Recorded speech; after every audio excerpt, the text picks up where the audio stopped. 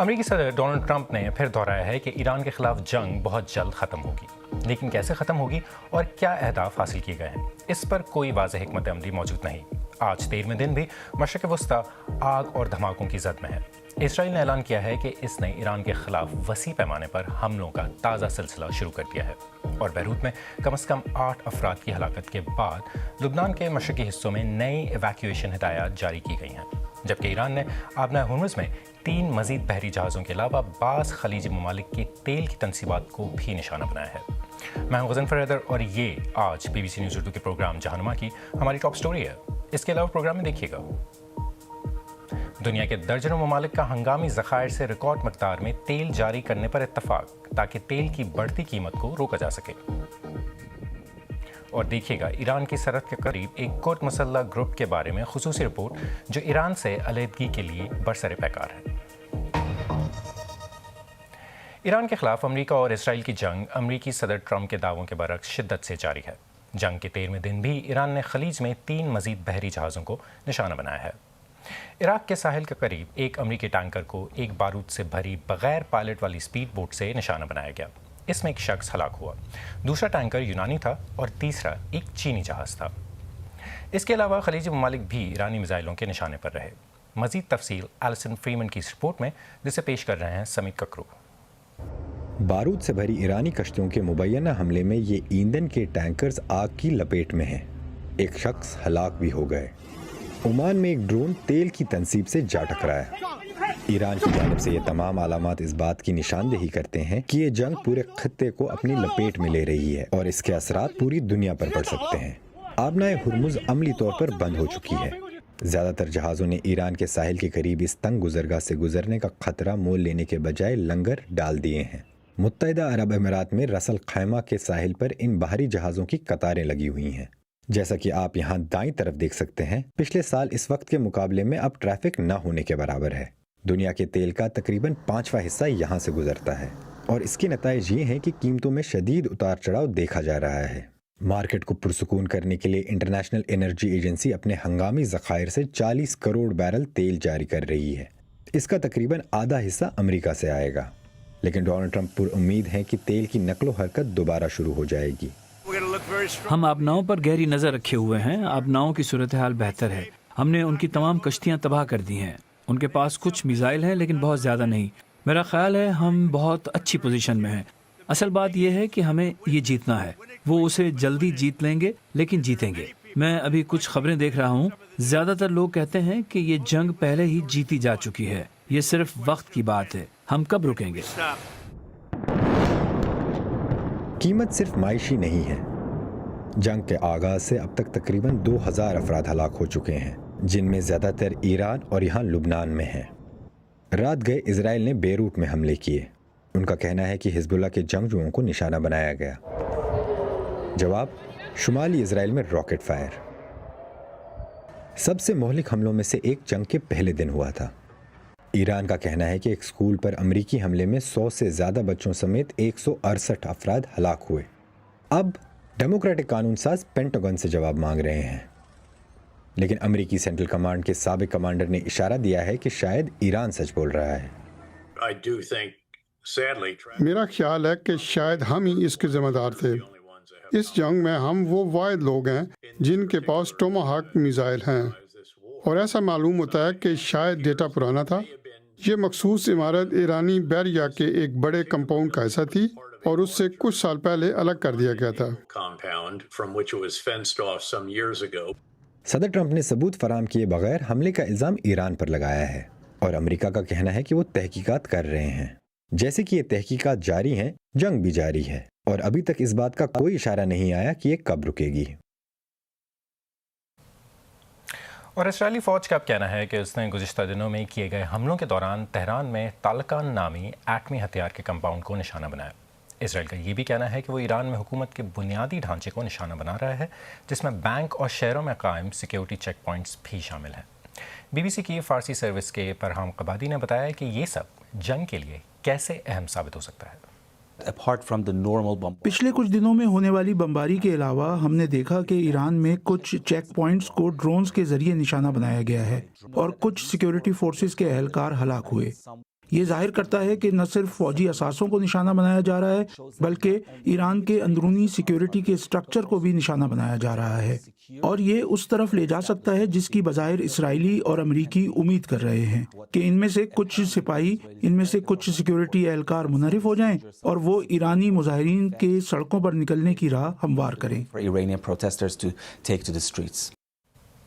اور دوسری طرف سفارتی محاذ پر اقوام متحدہ کی سیکیورٹی کونسل نے گزشتہ رات ایک قرارداد پاس کی جس میں ایران کی جانب سے خلیجی ممالک اور اردن پر حملوں کی مذمت کی گئی ہے اور انہیں روکنے کا مطالبہ بھی کیا گیا ہے۔ خلیجی ممالک کی جانب سے پیش کی گئی اس قرارداد میں امریکہ اور اسرائیل کے فضائی حملوں کا کوئی ذکر نہیں تھا۔ چین اور روس نے اس ووٹنگ میں حصہ نہیں لیا۔ ان سب کے بعد ایرانی سفیر کا رد عمل کچھ یوں تھا۔ آج کی کارروائی بعض اراکین کے سیاسی ایجنڈوں کے حصول میں سیکیورٹی کونسل کے مینڈیٹ کے کھلے عام غلط استعمال کی نمائندگی کرتی ہے۔ یہ وہ ریاستیں ہیں جو میرے ملک کے خلاف جاریت کی وحشیانہ جنگ کی ذمہ دار ہیں۔ اور اس بارے میں مزید بات کرنے کے لیے ہمارے ساتھ اس وقت موجود ہیں مشرق وسطیٰ کے تجزیہ کار سکلین امام۔ سکلین صاحب، سب سے پہلے تو ہمیں یہ بتائیں کہ صدر ٹرمپ کہہ رہے ہیں کہ جنگ جو ہے وہ جلد ختم ہوگی، لیکن کیا ایسا ہوتا نظر آ رہا ہے؟ کیسے ختم ہوگی جنگ؟ غضنفر، صدر ٹرمپ کا یہ دعویٰ کہ جنگ جو ہے تقریباً 1 گھنٹے میں یا چند گھنٹوں میں، اور ہم تقریباً جیت چکے ہوئے، جیسا کہ انہوں نے 3 دن پہلے یہ اعلان کیا تھا۔ اگر آپ تازہ حالات دیکھیں تو زمینی حقائق سے ان کا کوئی تعلق نہیں بنتا۔ امریکہ نے جو آپریشن ایپک فیوری کے تحت جو ایران کے ڈیفنس سٹرکچر کو مفلوج کرنے کی کوشش کی اور مسلسل بمباری کی، اور یہ کہا کہ ان کے تمام سٹاک پائلز، سائلوز، ٹنلز اور بحریہ اور فضائیہ اور ان کی زمینی افواج اور میزائل فوج تباہ کر دی ہے، وہ آپ اس کا جواب اب یہ دیکھ لیں کہ آج 13واں دن ہے اور آج بھی ایران کے جوابی حملے بھرپور جاری ہیں، ڈرونز کے حملے بھرپور جاری ہیں، جبکہ اسرائیل اور امریکہ کا جو ایئر ڈیفنس جو سسٹم ہے اس کے انٹرسیپٹرز ڈپلینش ہونا شروع ہو گئے، یعنی کم ختم ہونا شروع ہو رہے ہیں۔ اس کے اشارے بہت واضح ہیں، تو اس لیے جنگ اس وقت تک ختم ہوتی نظر نہیں آتی جب تک کہ امریکہ ایران کی 3 کڑی شرائط کو تسلیم نہیں کر لیتا، جو ایران نے کہا ہے کہ یعنی کہ جس میں اپنی خود مختاری کی بات کی ہے، یعنی تمام حقوق تسلیم کیا جائے، جنگی نقصان کا تعاونات دیا جائے اور دوبارہ جاریت نہ ہونے کی ٹھوس بین الاقوامی ضمانت دی جائے۔ اچھا یہ بتائیں، میں سوری آپ کو انٹرپٹ کر رہا ہوں، کہ ایران کی جو حکمت عملی ہے وہ یہ نظر آ رہی ہے کہ اس جنگ کو بہت زیادہ مہنگا کر دیا جائے، کاسٹلی کر دیا جائے، تو کیا ان کی یہ پالیسی جو ہے وہ کامیاب ہو رہی ہے؟ دیکھیے گا ایران کی جو آپ جو کاسٹ آف وار جو ہے دنیا کے لیے ایک قیمت کا بڑھانا جو ہے، یہ اگر آپ دیکھیں تو یہ مکمل طور پر کامیاب پالیسی نظر آ رہی ہے ان کی۔ اس وقت تیل کی قیمت جس طرح بڑھ گئی ہوئی، پوری عالمی معیشت ہلنا شروع ہو گئی ہوئی ہے۔ آپ یہ دیکھ لیجیے جو دنیا بھر کے جو اسٹاک مارکیٹس ہیں ان میں $6 ٹریلین کا صفایا ہو چکا ہوا ہے۔ تو ایران نے ثابت کر دیا کہ وہ اپنی تیل کی برآمدات نہیں کر سکے گا تو وہ دنیا کے لیے بھی توانائی کی جو سپلائی ہے اس کو وہ محفوظ نہیں رہنے دے گا۔ تو تیل کی قیمت $100 تو اس وقت چل رہی ہے، اور یہ اسٹریٹجک ریزروز ریلیز کرنے کے بعد جو مارکیٹ کو تھوڑا سا کام آیا ہے اس کے نتیجے میں کم ہوتی قیمت ہے، لیکن یہ اسٹریٹجک ریزرو آپ نے جس طرح بتایا ابھی اپنے پروگرام میں کہ یہ بہت عارضی فائدہ دے سکتے ہیں، عارضی ریلیف، تو یہ تو بڑھے گی اوپر۔ اور پھر آپ نے یہ بھی بیان سن لیا پاسداران انقلاب کے یعنی IRGC کا کہ وہ اتنی سختی کریں گے $200 فی بیرل تک لے جائیں گے قیمت کو۔ تو یہ جنگ تو ناقابل برداشت ہو جائے گی پوری یورپ کے لیے، پوری دنیا کے لیے۔ تو ایک قسم کے ایران نے ایک بڑی اکنامک ہٹ کیا ہے پوری دنیا کے سامنے اور اپنے اب مطالبات بنوانے کے لیے، تو ان کا یہ ہتھیار آپ سمجھے تو بہت ہی مؤثر ثابت ہو رہا ہے۔ لندن سے سکلین امام، ہم سے بات کرنے کا بہت بہت شکریہ۔ دنیا کے درجنوں ممالک نے ہنگامی ذخائر سے ریکارڈ مقدار میں تیل جاری کرنے پر اتفاق کیا ہے تاکہ رسد کی کمی اور تیزی سے بڑھتی قیمتوں کو قابو کیا جا سکے۔ آج ٹرینڈنگ میں اسی پہ بات کریں گے۔ انٹرنیشنل انرجی ایجنسی کے تمام 32 رکن ممالک، جن میں امریکہ، برطانیہ اور دیگر بڑی معیشتیں شامل ہیں، مجموعی طور پر 400 ملین بیرل تیل مارکیٹ میں لانے پر متفق ہوئے ہیں۔ یہ IEA کی تاریخ میں ہنگامی ذخائر سے تیل کی سب سے بڑی مشترکہ ریلیز ہے۔ یہ تیل کسی ایک جگہ موجود نہیں ہوتا۔ IEA کے رکن ممالک اپنے استعمال کے تقریباً 90 دن کے برابر تیل ہنگامی ذخائر میں رکھتے ہیں، جو مختلف ٹرمینلز، ریفائنریوں اور سرکاری ذخیرہ گاہوں میں محفوظ ہوتا ہے۔ جنگ کے آغاز کے بعد عالمی منڈی میں تیل کی قیمت تقریباً 1/4 بڑھ چکی ہے۔ ماہرین کے مطابق یہ اقدام وقتی ریلیف تو دے سکتا ہے، لیکن 400 ملین بیرل تیل عالمی طلب کے مقابلے میں صرف چند دنوں کی سپلائی کے برابر ہے۔ اس لیے طویل مدتی حل کے لیے پیداوار اور ترسیل کی بحالی دونوں ضروری ہوں گی۔ اور اب ایک نظر ڈالتے ہیں دیگر اہم عالمی خبروں پر۔ اقوام متحدہ کے ادارے یونیسیف کا کہنا ہے کہ مشرق وسطی میں جنگ شروع ہونے کے بعد سے اب تک 1100 سے زائد بچوں کے مارے جانے یا زخمی ہونے کی اطلاع ملی ہے۔ ادارے کے مطابق ان میں سے تقریباً 200 بچے ایران میں اور 91 لبنان میں ہلاک ہوئے ہیں۔ یونیسیف نے تمام فریقین سے مطالبہ کیا ہے کہ وہ عام شہریوں کو نقصان پہنچانے سے گریز کریں۔ ایران کے خلاف جنگ سے قبل گزشتہ ماہ FBI نے قانون نافذ کرنے والے اداروں کو خبردار کیا تھا کہ ایران جواباً کیلیفورنیا میں سرپرائز ڈرون اٹیک کر سکتا ہے۔ کیلیفورنیا کے گورنر گیون نیوسم نے سوشل میڈیا پر کہا ہے کہ انہیں کسی بھی فوری خطرے کے بارے میں معلوم نہیں ہے، لیکن وہ سیکیورٹی اور انٹیلیجنس حکام سے مسلسل رابطے میں ہیں۔ روس کی ایک عدالت نے ماسکو کے قریب کانسرٹ ہال پر حملے کے جرم میں 4 افراد کو عمر قید کی سزا سنائی ہے۔ 2 سال پہلے ہونے والے اس حملے میں 149 افراد ہلاک اور سینکڑوں زخمی ہوئے تھے۔ اس حملے میں 4 تاجک شہریوں نے اپنے جرم کا اعتراف کر لیا تھا اور نام نہاد دولت اسلامیہ سے وابستہ ایک گروہ نے اس حملے کی ذمہ داری قبول کی تھی۔ ان کے ساتھ مزید 11 ساتھیوں کو بھی عمر قید کی سزا سنا دی گئی ہے۔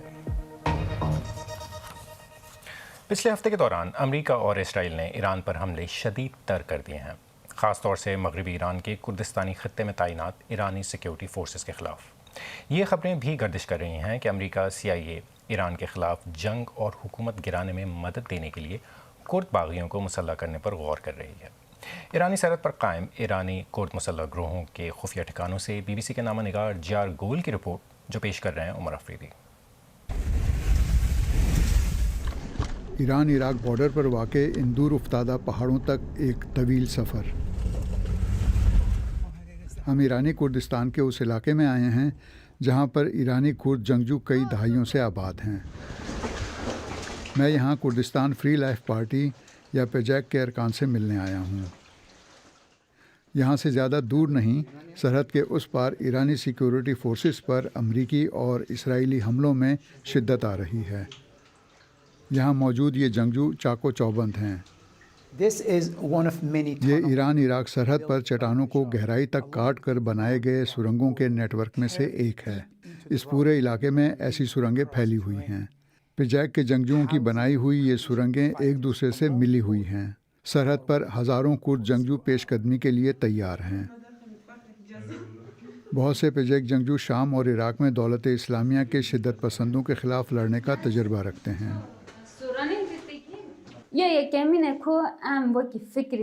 ہم نظریاتی اور اخلاقی طور پر لڑنے کے لیے تیار ہیں۔ ہمارے بہت سے ارکان ایرانی کردستان پہنچ چکے ہیں۔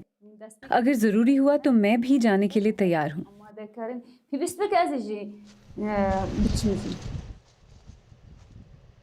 گزشتہ 2 ہفتے سے یہاں لوگ یہ جاننے کا انتظار کر رہے ہیں کہ کیا کرد جنگجو اپنے مقصد کے لیے ایران کے خلاف امریکی اور اسرائیلی جنگ میں شریک ہوں گے۔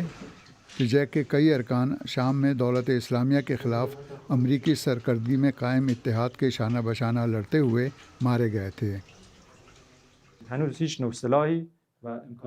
ہمیں ابھی تک ہتھیار یا نقل و حمل کے لیے کسی طرح کی سپورٹ نہیں ملی ہے۔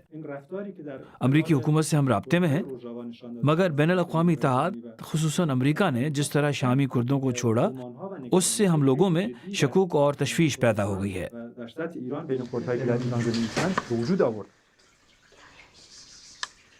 امریکہ کی طرف سے شامی کردوں کی حمایت ختم کرنے کی تلخ یادیں ابھی تازہ ہیں۔ سوال یہ ہے کہ کیا وہ امریکہ پر پھر سے بھروسہ کر کے ایران کے خلاف جنگ میں شامل ہو جائیں گے؟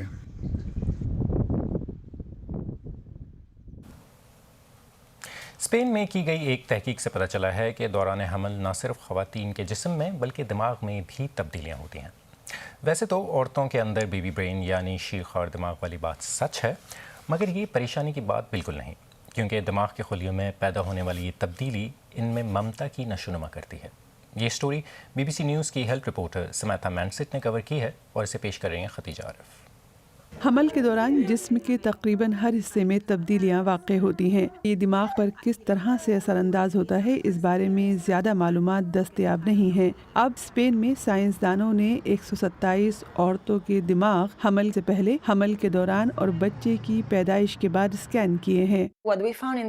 اس تحقیق کے دوران ہم نے دیکھا کہ دوران حمل خواتین کے دماغ میں نمایاں تبدیلیاں آئیں اور یہ عمل مسلسل جاری رہا. تو یہاں میں دیکھ رہی ہوں کہ دماغ کے سرمئی مادے کے گرد سرخ لائن ہے اور سفید مادے کے گرد نیلی لکیر ہے، اور آپ اس سرمئی حصے کا مطالعہ کر رہی ہیں. دماغ کا یہ سرمئی حصہ یعنی گرے میٹر اعصاب سے بھرپور ایک تہ ہے جس کا کام بہت اہم ہے. یہ معلومات، جذبات اور احساس ہمدردی کی درجہ بندی کرتی ہے. جب انہوں نے نتائج کے اوسط کو ایک گراف میں ڈالا تو کچھ ایسا خاکہ بنا. عورتیں جو حاملہ نہیں تھیں ان کا گرے میٹر خاصی حد تک یکساں رہا، لیکن حاملہ خواتین کے دماغ کی اس تہ میں 5% کمی دیکھنے میں آئی جو بعد میں خود بخود پوری ہو گئی. میں جانتی ہوں بظاہر یہ برا لگتا ہے، مگر لگنا نہیں چاہیے، کیونکہ دماغ کے اندر جیسا کہ زندگی میں بھی بعض اوقات کمی اچھی ہوتی ہے. ہم اس کے لیے ایک ایسے پیڑ کی مثال لیتے ہیں جس کی بہت سی شاخیں ہوں، تو آپ ان میں سے چند کو اس لیے کاٹ دیتے ہیں تاکہ درخت کی اہم شاخیں زیادہ پھلیں پھولیں. محققین کے مشاہدے میں آیا ہے کہ جن عورتوں کے دماغ میں تبدیلی آئی انہوں نے اطمینان اور اپنے بچوں سے لگاؤ کا زیادہ مظاہرہ کیا. اب تک کے نتائج بتاتے ہیں کہ دماغ میں واقع ہونے والی تبدیلی میں ہارمونز کا بڑا ہاتھ ہے. اس تحقیق میں شریک عورتوں میں مامتا سے متعلق خیالات بدل رہے ہیں. میرے خیال میں وقت آ گیا ہے کہ ہم ماؤں سے برتاؤ کے بارے میں پھر سے غور کریں. وہ بڑی تبدیلی سے گزرتی ہیں. ہمیں سمجھنا چاہیے کہ وہ جیسے اپنے خول سے باہر آ رہی ہیں دوسروں سے الگ تھلگ، ہمیں اس تبدیلی کو قبول کرنا ہوگا، ان کی مدد کو آنا ہوگا اور وہ جو بننے جا رہی ہیں اس پر خوش ہونا پڑے گا. آج بس اتنا ہی. کل پھر ملاقات ہوگی تازہ خبروں کے ساتھ.